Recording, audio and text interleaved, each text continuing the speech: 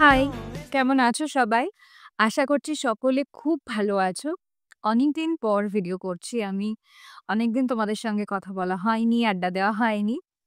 আসলে আম একটুখানি জীবনে অনেক কিছু জিনিসের মধ্যে জর্জরিত ছিলাম। অনেক সময় এমনটাই হয় যে আমাদের যেটা করতে সবচেয়ে ভালো লাগে, সেটাও করার মতো শক্তি, অবকাশ আমাদের কাছে থাকে না। এক্ষেত্রেও তাই হয়েছে। ঠিক যে সময় ছিল না সেটা নয়। সময় ছিল কিন্তু মনের অবস্থা বা পারিপার্শ্বিকের অবস্থা সেরকম ছিল না। তো অনেকদিন পরে গুছিয়ে ভিডিও করার একটা সুযোগ পেয়েছি।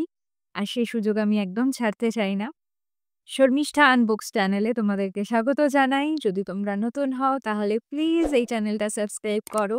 আর আমার মতো তুমিও যদি বই পাগল হও তবে এই ধরনের ভিডিও দেখে কমেন্ট করে আমাকে আরো উৎসাহিত করো। যাতে আমি তোমাদের সামনে আরো কনটেন্ট আনতে পারি। আর এরকম লম্বা বিরতি ভবিষ্যতে না নিই।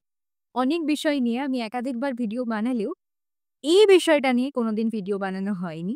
আমার সংগ্রহে রাখা কবিতার বইগুলো নিয়ে আমি আগে কখনো এই চ্যানেলে কথা বলিনি। বুক হলের মধ্যে হয়তো দেখিয়েছি কিন্তু সেগুলোকে কোনো বুক রেকমেন্ডেশন বা এই ধরনের কালেকশন ভিডিওতে আমি দেখাইনি।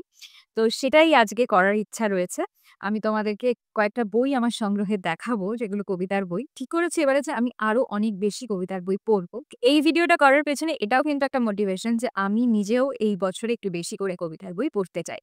আমি যখন ভিডিওটা করব ভেবেছি, তখন আমার মাথায় একটা কথা এসেছিল যে, আজ থেকে কত বছর আগে যখন সভ্যতার সটুকুও মানুষ জানত না, মানুষ যখন গুহাবাসী ছিল, জঙ্গলে থাকতো, তখনও গুহার গায়ে মানুষ ছবি এঁকেছে।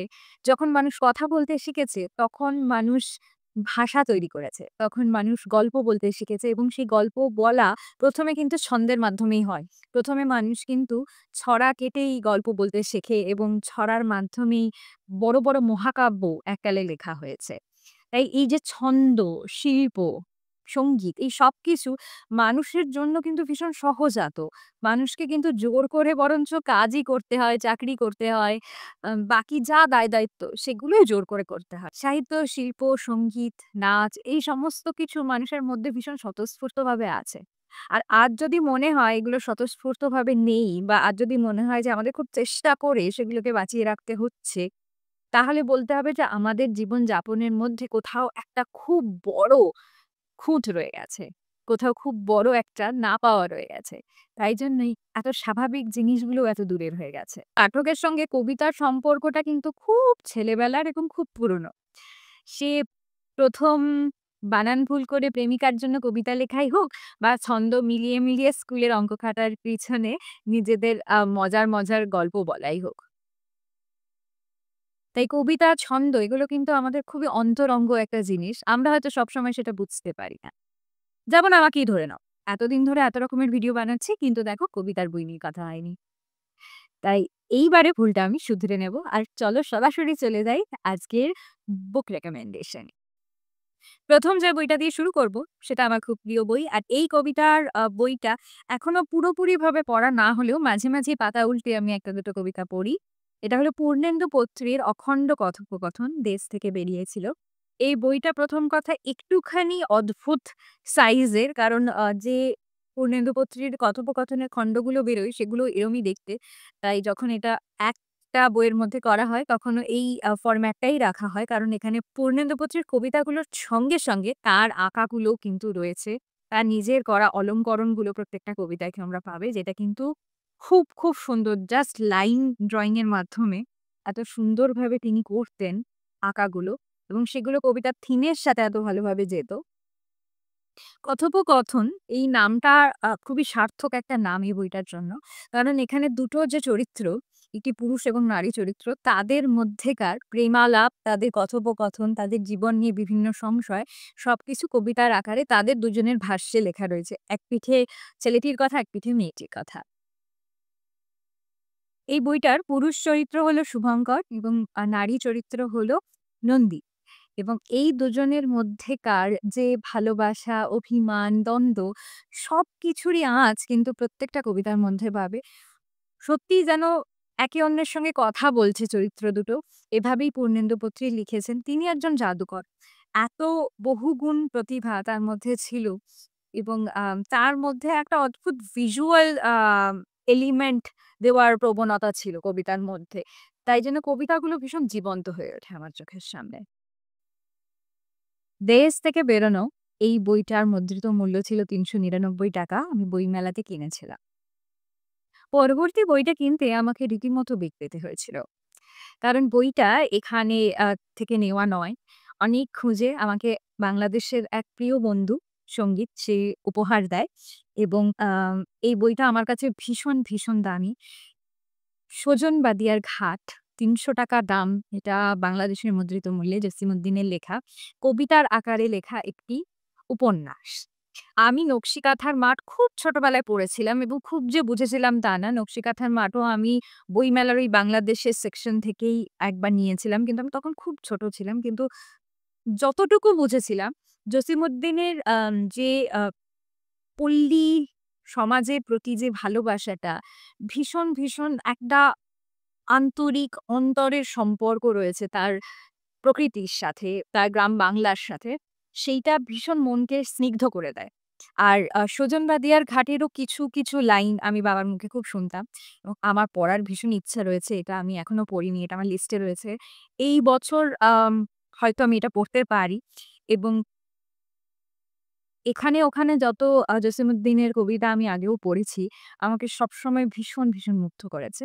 আর এই বইটা আমার জন্য ভীষণ স্পেশাল একটা বই। কারণ একদম নিজের দেশ থেকে আমার কথা মনে করে বন্ধু এনে দিয়েছিল।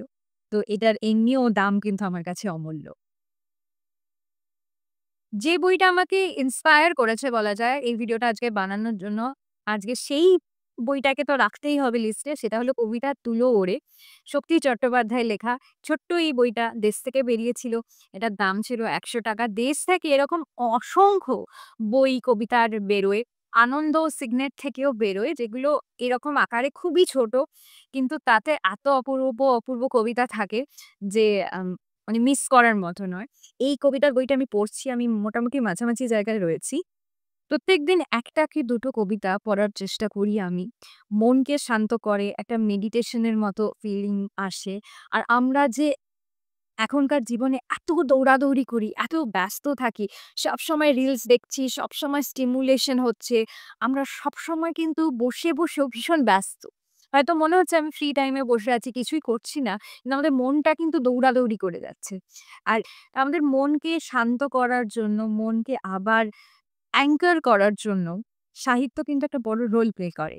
আর শক্তি চট্টোপাধ্যায়ের কবিতার মধ্যে আমি অদ্ভুত একটা গভীরতা পাই। যে গভীরতাটা আমাকে এমনভাবে ভাবতে বাধ্য করে যে ওই সময়ের জন্য জীবনের যাবতীয় স্ট্রেস আমি ভুলে যাই এবং আমি ওই কবিতাটার মধ্যে প্রবেশ করি, ওই কবিতাটার জগতে চলে যাই। আর তিনি যেভাবে পাথর নিয়ে কথা বলতেন, পাথর কত সামান্য, কতটা চারপাশে পড়ে থাকা, অনাদরে পড়ে থাকা একটা জিনিস। কিন্তু তার কবিতায় বারবার পাথরকে তিনি যেভাবে মেটাফোরে ব্যবহার করেছেন, আমার ভীষণ ভালো লাগে। যেরকম ওই কবিতাটা আমার খুব প্রিয়, 'একবার তুমি ভালোবাসতে চেষ্টা করো।' তার মধ্যেও এরকম একটা লাইন ছিল, "পাথর, পাথর, পাথর আর নদী সমুদ্রের জল। নীল পাথর লাল হচ্ছে, লাল পাথর নীল। একবার তুমি ভালোবাসতে চেষ্টা করো।" তো এরকম অসংখ্য জায়গায় পাথর নিয়ে কথা বলেছেন কবি। কিন্তু প্রত্যেকটাই অন্য, অন্য কনটেক্সট এ। এই ব্যাপারটা আমাকে খুব ফ্যাসিনেট করে শক্তি চট্টোপাধ্যায়ের। আরো অনেক কাব্যগ্রন্থ আছে শক্তি চট্টোপাধ্যায়ের, তেইজেরই। আমি তোমাদের রিকোয়েস্ট করব পড়তে। আজকের লিস্টে শক্তি চট্টোপাধ্যায়ের আরো একটা বই রয়েছে। সেটা হচ্ছে 'সোনার মাছি খুন করেছি।'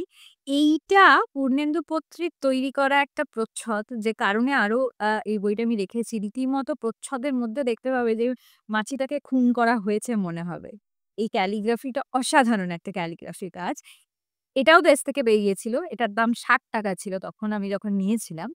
আর এইখানের কবিতাগুলো এই কবিতাগুলো থেকে একটু আলাদা। এই কাব্যগ্রন্থের টোনালিটি আর এই কাব্যগ্রন্থের টোনালিটি দুটো একদমই আলাদা। দুটো কাব্যগ্রন্থের থিম একদমই আলাদা। এবং যখন কোনো কালেকশন এর মধ্যে পড়বে তখন ব্যাপারটা আরো বেশি স্পষ্ট হয়ে যায়। আর এখানের কবিতাগুলো আকারেও অনেকটা বড়, বড় কবিতা। সেখানে এই বইয়ের কবিতাগুলো কিন্তু খুব সংক্ষিপ্তভাবে লেখা, খুব সিম্পল ভাবে লেখা কবিতা। কিন্তু এই বইতে একটু বড় আকারের একটুখানি দীর্ঘ কবিতা রয়েছে এবং প্রত্যেকটা কবিতার মধ্যেই একটা আ দুঃখের কথা, একটা frustration এর কথা বারবার ফুটে ওঠে। এরপর এমন কবির কথা বলবো দুর্ভাগ্যবশত যিনি আমাদের ছেড়ে কয়েক বছর হলো চলে গেছেন। কিন্তু তার সৃষ্টি করা অসংখ্য কবিতা কিন্তু চিরকাল অমর হয়ে থাকবে এবং ছোট থেকে তার লেখা পড়ে বড় হয়েছি বলা যায় এক প্রকার। আজ কথা বলবো 'মূর্খ বড় সামাজিক নয়' এই কাব্যগ্রন্থটাকে নিয়ে। আর এই বইটা বেরিয়েছে আনন্দ পাবলিশার্স থেকে। আমি যখন নিয়েছিলাম দাম ছিল ৳১২৫। এই বইটা আমি পড়েছি এবং 'মূর্খ বড় সামাজিক নয়' এই কবিতাটা আমার সবচেয়ে বেশি প্রিয়। ঘরে ফিরে মনে হয় বড় বেশি কথা বলা হলো। চতুরতা। ক্লান্ত লাগে খুব। মনে হয় ফিরে এসে স্নান করে ধূপ জ্বেলে চুপ করে নীল কুঠরিতে বসে থাকি। মনে হয় পিশাচ পোশাক খুলে পড়ে নি মানব শরীর একবার। দ্রাবিত সময় ঘরে বয়ে আনে জলীয়তা। তার ভেসে ওঠা ভেলা জুড়ে অনন্ত শয়ন লাগে ভালো। যদি তাই লাগে তবে ফিরে এসো। চতুরতা যাও, কি বা আসে যায়? লোকে বলবে মূর্খ বড়। লোকে বলবে সামাজিক নয়। কয়েকটা লাইন পড়ব বলে পুরো কবিতাটাই পড়ে ফেললাম। এটাই হয় যখন আমি শঙ্খ ঘোষের কবিতা পড়ি। শঙ্খ ঘোষের কবিতার ভাষা ভীষণই সহজবোধ্য আমি বলব। কারণ যারা কবিতা নিয়মিত পড়ে না, তাদের এই অভিযোগটা থাকে যে কবিতা পড়ে আমি কিছুই বুঝতে পারছি না। তবে এমন কথা যারা বলে তাদের উদ্দেশ্যে আমি এটাই বলব, কবিতার ১ম যে শর্ত সেটা কিন্তু কবিতা বুঝতে পারা নয়। কবিতা যেকোনো আর্ট ফর্ম এর মতোই বোঝার জন্য তৈরি হয়নি, বরঞ্চ ফিল করার জন্য তৈরি হয়েছে, অনুভব করার জন্য তৈরি হয়েছে। তাই কবিতা পড়ে আমি বুঝতে পারলাম না, এই কথাটায় বেশি ফোকাস না করি কবিতাটা যদি ২-৩ বার পড়া যায়, তুমি যা বুঝেছো, তোমার এই কবিতাটার সম্বন্ধে যা ভাবনা, এই কবিতাটা তোমাকে যা ফিল করিয়েছে, সেটাই কিন্তু কবিতাটার আসল অর্থ, সেটাই কিন্তু কবিতাটার আসল মর্ম, সার্থকতা যাই বলবে। কারণ যেকোনো লেখার কেন যেকোনো আর্টেরই একাধিক মানে হয়। যে বানাচ্ছে তার কাছে যেমন একটা মানে থাকে, যে দেখছে বা যে পড়ছে তার কাছেও একটা মানে থাকে। তাই কবিতা পড়ে তুমি যা বুঝবে, যতটুকু বুঝবে সেটাই বোঝা। আমি বলছি না। বিখ্যাত একজন থিওরিস্ট যিনি সাহিত্য দর্শন নিয়ে লেখালেখি করেছেন, রোলা বার্থ, তার কথা এটা। যে একজন লেখক যখন লিখে ফেলেন তখনই তার মৃত্যু ঘটে। যখন একজন পাঠক সেই লেখাটা পড়ে তখন আরেকটা নতুন লেখকের জন্ম হয়। যে সেই লেখাটাকে নতুনভাবে অনুধাবন করে, তাকে নতুনভাবে মানে বোঝে।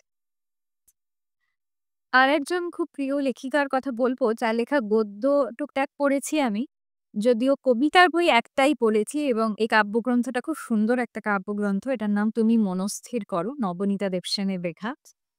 এই লিস্টের একমাত্র মহিলা কবি, দুর্ভাগ্যবশত। এই লিস্টে বেশিরভাগই পুরুষ কবি রয়েছেন। আর এই কবিতার বইটা প্রেম, বিরহ, না পাওয়া সেগুলোর উপরই ফোকাস করেছে। ৳১০০ দাম এই বইটার, ডেজ থেকে বেরিয়েছিল। এই বইটা আমি এসেই পড়ে ফেলেছিলাম, শেষ করে ফেলেছিলাম এবং এর যে সামনে নবনীতা দেবসেনের নিজের হাতের একটা ফ্যাক্সিমিলি ভার্সন রয়েছে, টাইকারিটার এবং তার সইয়ে, দেখতে পাচ্ছ।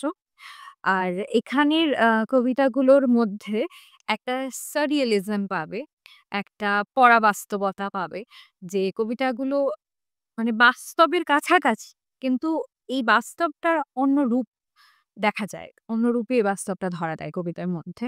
আমি একটা ছোট্ট এক্সাম্পল দিতে চাই। জানি না কতটা বলতে পারবো। খুব ছোট্ট লেখা প্রথমত। তুমি যত বলো চিরদিন, চিরদিন আমি শুধু শুনি আজকেই। এইটুকু। জাপানি হাইকুর মতো কিছুটা। এখানে আরেকটা আছে। এইখানে দস্তখত করি এই কালো মেঘের তলায়, এই চিঠি তোমাকে আমার।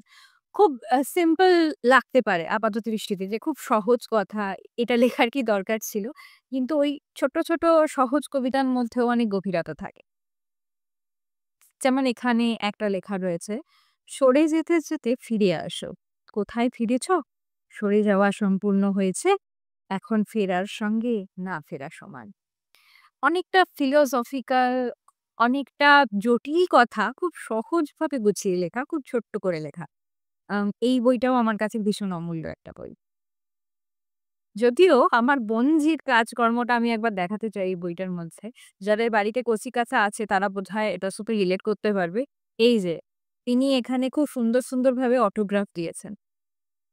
কিচ্ছু করার নেই। তো হ্যাঁ, এই বইটাতে উনারও বেড়ে ওঠার একটা সিম্বল রইলো। এটার জন্য খুব স্পেশাল বইটা। 'সাগর থেকে ফেরা' এই বইটার কথা বলতে চাই। এটা আমার পড়া হয়নি। এই বইটা আমার লিস্টে আছে। এবছর আমি পড়তে চাই। এখন এখনো এটার গায়ে একাডেমি পুরস্কারপ্রাপ্ত যে স্টিকারটা অক্ষত রয়েছে সেটা দেখলেই বুঝবে আমি বইটা পড়িনি। কারণ এই স্টিকার কক্ষনো আমার টেকে না। তো এই বইটা ১৯৫৭ সালে দেখা যাচ্ছে এখানে একাডেমি পুরস্কার পায় এবং রবীন্দ্র স্মৃতি পুরস্কার পায় ১৯৫৮ সালে। প্রেমেন্দ্র মিত্রকে কবি হিসেবে সত্যি বলতে আমি চিনি না। খুবই অনেস্ট ভাবে বলছি।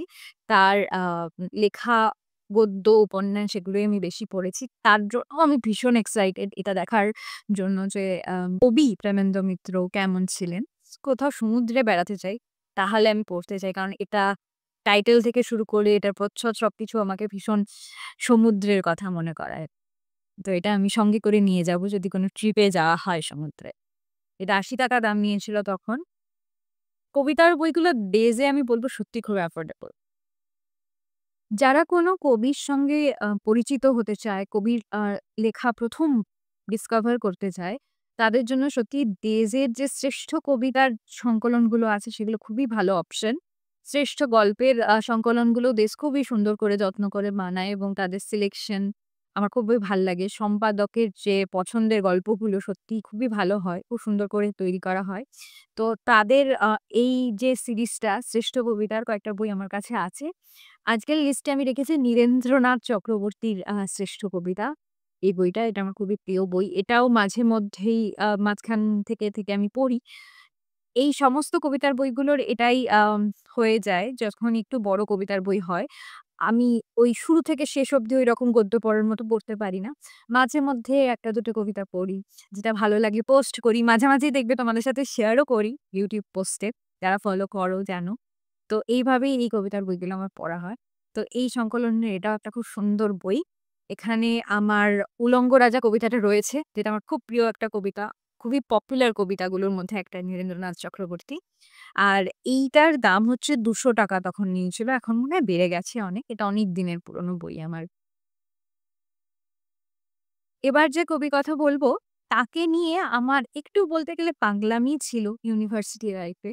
তার লেখার মধ্যেকার যে সহজ মানেগুলো খুব কলোকিয়াল ভাষায় লেখা, কথোপকথনের স্টাইলে লেখা, খুব পার্সোনাল আ কবিতা। খুব ব্যক্তিগত জীবনের সাথে জড়িয়ে থাকা এবং খুব সামান্য, সামান্য জিনিসের মেটাফোর দিয়ে তিনি লিখতেন। এই স্টাইলটার আমি ভীষণ বড় ভক্ত ছিলাম এবং এখনো আছি। তিনিও দুর্ভাগ্যবশত এখন আমাদের মধ্যে নেই। শরৎ কুমার মুখোপাধ্যায় এবং তার লেখা কবিতা সমগ্র 'আনন্দ' থেকে আমি নিয়েছিলাম। এই বইটা অনেক খুঁজে পাওয়া গেছিল কারণ এটা মেক্সিমাম সময় আউট অফ স্টক থাকে। শরৎ কুমার মুখোপাধ্যায় যতটা মানে ফেমাস হওয়া উচিত, যতটা বিখ্যাত হওয়া উচিত পাঠকদের মধ্যে, আমার মনে হয় ততটা বিখ্যাত আম তিনি নন এবং সেটা আমার আফসোস। কারণ তার লেখা প্রচুর কবিতা আমার খুব প্রিয় এবং একাধিকবার সেই কবিতাগুলো আমি পড়েছি এবং সেই কবিতাগুলোর মধ্যে আমি নিজের বলব চিন্তা ভাবনার একটা মিল দেখতে পাই তার সাথে। সেইটা আমাকে সবচেয়ে বেশি অবাক করে তার কবিতা নিয়ে। দেরি করে এসেছে যে ইচ্ছে করে ভালোবাসি তাকে বলে একটা কবিতা রয়েছে আমার খুব প্রিয় একটা কবিতা। এছাড়াও অসংখ্য, অসংখ্য এমন লেখা রয়েছে এই কালেকশনটার মধ্যে যে কবিতাগুলো আমি বারবার পড়েছি এবং ভীষণই আন্ডাররেটেড একজন কবি। যারা সুনীল গঙ্গোপাধ্যায়, শক্তি চট্টোপাধ্যায় এদের কবিতা ভালোবাসে তাদের এনার স্টাইলটা ভালো লাগবে। আনন্দ থেকে যখন আমি বইটা নিই তখন এটার দাম ছিল ৳৫০০। এটাও তাও হবে ২০২০-২০ সময় নেওয়া। পরের কবিতার বইটা একটা উপহারের বই এবং বাংলাদেশের একজন কবি যাকে আবারও এই বন্ধুর জন্যই আমি আবিষ্কার করেছিলাম। আমি আগে জানতাম না এবং এই কবি একটা সময় নিজের লেখার জন্য আক্রান্ত হন, তাকে আক্রমণ করা হয়, রীতিমতো তাকে মারার চেষ্টা করা হয় এই কবিকে। মানে যেরকম সালমান রুশদিকে রিসেন্টলি মারার চেষ্টা করা হয়েছিল তার স্যাটানিক ভার্স এর জন্য। ঠিক সেই রকমই এই কবিকেও আক্রমণ করে মৌলবাদীরা এবং এই কথাটা আমি আগে জানতাম না। তারপরে যখন তার লেখা পড়তে শুরু করি আমি অবাক হয়ে যাই যে আমি এই কবিকে মানে আগে কেন চিনতাম না। তাই আমার বন্ধুকে অনেক ধন্যবাদ জানাতে চাই। হুমায়ুন আজাদ, হুমায়ুন আজাদের কথা বলছি। এটা হুমায়ুন আজাদের শ্রেষ্ঠ কবিতা উপহার পেয়েছিলাম আমি। 'মোর-একুশে' বইমেলা থেকেই দিয়েছিল বন্ধু আমাকে ১৪২৫ সালের কথা। এবং এই মেসেজটা আমি পড়তে চাই। জানি না সে রাগ করবে কিনা। আমায় কবিতা পড়াবার প্রচেষ্টা কতটুকু সফল হবে সেটা সময়ই বলে দেবে। আপাতত আমাদের কবিতার স্বাদ নেয়। আমাদের বলতে ও নিজের দেশের কথা বলেছে বাংলাদেশ। আর সত্যি মানে সাহিত্যের এই একখণ্ড অংশ ওই দেশ থেকে এই দেশে চলে এলো। শুধু বাংলার মধ্যে দিয়ে। বাংলা পড়তে পারি। এই কপালটা আছে বলেই এরকম বই পড়তে পেরেছি এবং এই কবিকে আবিষ্কার করতে পেরেছি। হুমায়ুন আজাদের কবিতা যারা পড়োনি, আমি সত্যিই মানে এনকারেজ করব তোমাদের প্লিজ মানে পড়ো। খুব, খুব সুন্দর এই বইটা। এটা আগামী প্রকাশন থেকে নেওয়া। ৳২৫০ দাম লেখা রয়েছে এখানে। এখানে আ আমি আবারও কয়েকটা কবিতা মাঝখান থেকে পড়েছি। অনেক কবিতাই পড়া নেই এবং এইটা ভাবতে আমার খুব ভালো লাগে যে যখন কিছু পড়ার থাকবে না তখন অনেক না পড়া কবিতা আমার বাড়ির আনাচে-কানাচে আমার শেলফের আনাচে-কানাচে লুকিয়ে থাকবে যাদের আমি যখন ইচ্ছে পড়তে পারি। এটাই খুব শান্তির একটা ফিলিংস। আজকের লিস্টের শেষ বইটা ভীষণ স্পেশাল কারণ বইটা আউট অফ প্রিন্ট, বইটা আর পাওয়া যায় না। এটাও একজন খুব বিশেষ মানুষ আমাকে অনেক খুঁজে যখন সে জেনেছিল যে আমি এই বইটা খুঁজছি, এমন একটা সময় মানে এই বইটা নিয়ে আমি এত পাগল হয়ে গেছিলাম যে আমি স্বপ্ন দেখতাম যে এই বইটা আমি কিনতে যাচ্ছি দোকানে। মানে এরকম একটা পাগলামি ছিল বইটার জন্য। আর যখন জেনেছিলাম যে এই বইটা আর পাওয়া যায় না, তখন ভীষণ মন খারাপ হয়েছিল। কিন্তু আম কোনো একটা ভাবে শেষ কয়েকটি কপির মধ্যে একটি কপি সে খুঁজে পায় এবং এটা হচ্ছে নিজের হাতে নিজস্ব ভাষায় একালের বাংলা কবিতার পান্ডুলিপি সংকলন। তো এই বইটার স্পেশালিটি আগে বলি। এটা আনন্দ থেকে বেরিয়েছিল এককালে এবং বইটা অনেক পুরনো। মানে দেখলেই বুঝতে পারবে বইটা আগেকার দিনে সেই কাগজে প্রিন্ট, অনেক পুরনো। বইটার স্পেশালিটি কি? এটা যাদের কাছে রয়েছে মানে তাদের থেকে বড়লোক কেউ নেই। যেমন আমি। ভীষণ বড়লোক ফিল হয় নিজেকে এই বইটা আছে বলে। এইখানে যে সমস্ত কবির লেখা রয়েছে, ১ম কথা তাদের হাতের লেখায় লেখা কবিতা সেটারই একটা প্রিন্টেড ভার্সন, ফ্যাক্সিমিলি ভার্সন সেটাকে অ্যাজ ইট ইজ ছাপানো হয়েছে। দ্বিতীয়ত এই কবিতাগুলো আগে কোথাও ছাপা হয়নি। এগুলো তাদের পান্ডুলিপি থেকে সরাসরি এখানে কপি করা হয়েছে। আমি একটা এক্সাম্পল দেখাতে চাই। পূর্ণেন্দু পত্রীর সইটা খুব সেই বিখ্যাত সই। আবার দেবারতী মিত্র, দিব্যেন্দু পালিতের লেখা কবিতা। প্রত্যেকেরই নিজের হাতের লেখা কবিতা এখানে রয়েছে। ওইটার মধ্যে রয়েছে ৬১ জন বাঙালি কবির রচনা, যার পান্ডুলিপিকে একত্রে করা হয়েছে। পান্ডুলিপিতে কাটাকুটি আছে, কারোর আবার কাটাকুটি নেই। কারোর লাইনগুলো সিধে, কারোর বাঁকা। এই সবই তাদের বৈশিষ্ট্যে চিহ্নিত এবং এর মাধ্যমেও হয়তো তাদের ব্যক্তিত্বের স্বাতন্ত্র্যের কিছু না কিছু আভাস পাওয়া যাবে, ছাপার অক্ষরে যা কিনা পাওয়া যায় না। এই রচনাগুলি আমাদের নির্বাচিত নয়, কবিদের নিজেই। যিনি যা দিয়েছেন তাই আমরা ছেপেছি। আমাদের শুধু একটি মাত্র শর্ত ছিল, এমন কবিতাই আমরা চাই যা ইতিপূর্বে অপ্রকাশিত। এ বইয়ের কোনো কবিতাই ইতিপূর্বে কোথাও প্রকাশিত হয়নি। কতটা স্পেশাল এই বইটা এবার বুঝতে পারছো? আর এটা আমি পড়েছি পুরোটাই। অনেকের হাতের লেখার অনেক জায়গা আমি বুঝতে পারিনি যেটার জন্য ভীষণ বিরক্ত লাগছিল নিজের ওপর যে কেন বুঝতে পারছি না। কিন্তু এটা একটা সংগ্রহে রাখার মতো বই এবং এই বইটা কেন ছাপে না আনন্দ? খুব কম ছাপে। এটা সত্যিই আরো ছাপা উচিত। এটা কোন এডিশন, কোন সালের আমি বলি। অনেক পুরনো এডিশন এটা। এটা ২০১৫ র এডিশন। তখন আমি উচ্চ মাধ্যমিক দিয়েছিলাম। আর এখানে আমার বন্ধু লিখে দিয়েছিল যে, "তোর কিছুদিনের ইনসমনিয়ার ঔষধ রইলো এখানে। শুভ জন্মদিন।" এটা জন্মদিনে দেয়া হয়েছিল। এটাও ভীষণ স্পেশাল একটা বই। বই যারা উপহার দেয় তারা খুব দামি মানুষ। এই অনেক কষ্ট লিস্টটাকে এইটুকুর মধ্যেই সীমাবদ্ধ রাখতে চেয়েছি।